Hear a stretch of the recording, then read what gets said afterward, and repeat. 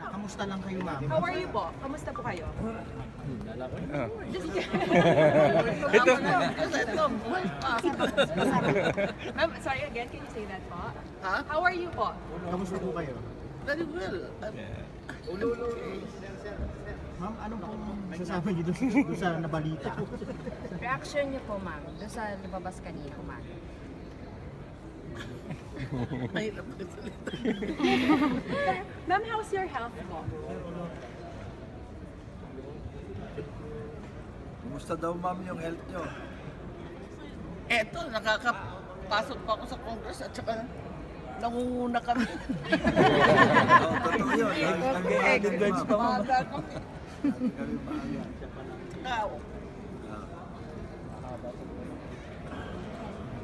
So, ma'am, walang dapat ipag-worry yung mga supporters po ninyo. Sa awa ng Diyos. But what can you say to the news? What can you say about the news? Sabi niyo na. Ang ibig sabihin nun, siguro, swerte. Kasi sasabihin ng hindi tama.